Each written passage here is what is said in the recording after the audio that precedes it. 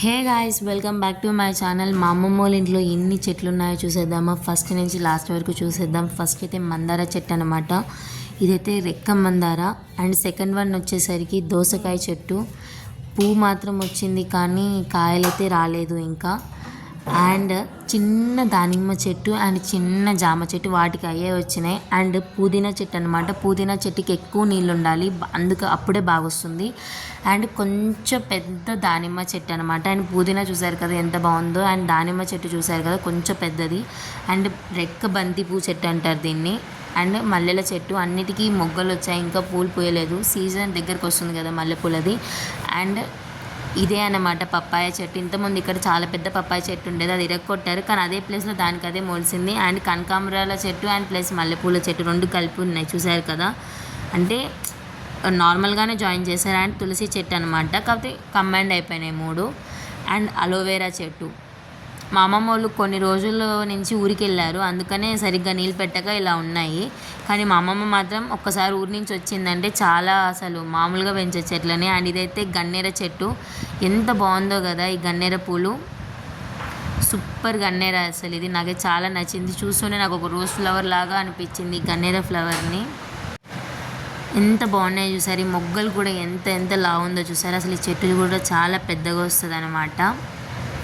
ఇప్పుడు మనం వీటికి మంచిగా ఎరువు వేస్తూ ఉండాలి, అది కూడా న్యాచురల్ ఎరువు అయి ఉండాలి. ఇది జామ చెట్టు అనమాట, హైబ్రిడ్ జామకాయ. ఒకటి రెడ్ కలర్ది అండ్ ఇంకొకటి అయితే గ్రీన్ జామకాయ, రెండు కలిపే ఉన్నాయి చెట్లు ఇక్కడ.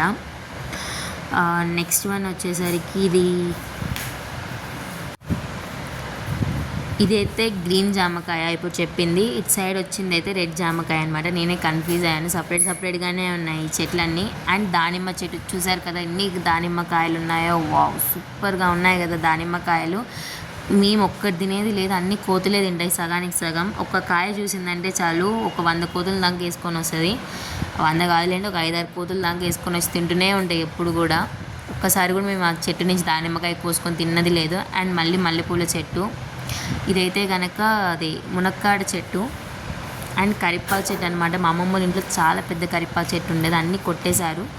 అండ్ మళ్ళీ ఇప్పుడు పెరుగుతున్నాయి అన్నీ కూడా. ఇదైతే గన్నేర చెట్టు అనమాట. ఈ ఫ్లవర్ శివుడికి చాలా ఇష్టం అంట. చూసారు కదా ఎంత పెద్దగా ఉందో. అండ్ ఇదైతే కనుక నేరేడు పళ్ళ చెట్టు. ఇది నిమ్మకాయ చెట్టు.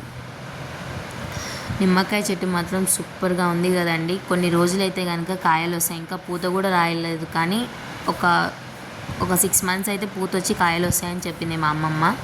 ఇంకొక 6 మంత్స్ టైం ఉంది ఇంకా. అండ్ మళ్ళీ అలోవేరా చెట్టు. ఈ అలోవేరా చెట్టు అండ్ లిల్లీ పూల చెట్టు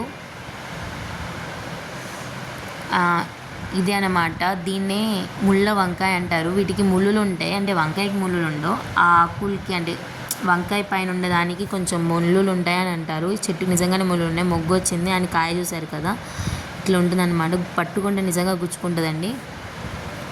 అండ్ ఈ వంకాయ టేస్ట్ మాత్రం చాలా సూపర్ అంటే సూపర్గా ఉంటుంది. అండ్ గోరింటాకు చెట్టు చూసారు కదా ఎంత గోరింటాకు ఉందో.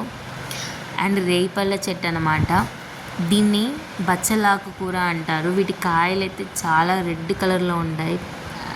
పట్టుకుంటే రెడ్ అసలు బ్లడ్ వచ్చినట్టే వచ్చేస్తుంది అనమాట. ఇది కూడా మునక్కాడ చెట్టు, చాలా పెద్ద చెట్టు. ఇదే ప్లేస్లో ఇంతమంది ఇంకో మునక్కాడ ఉండేది, అది కొట్టేశారు. అండ్ మా అమ్మమ్మ ఇదంతా క్లీన్ చేయించుకుంది.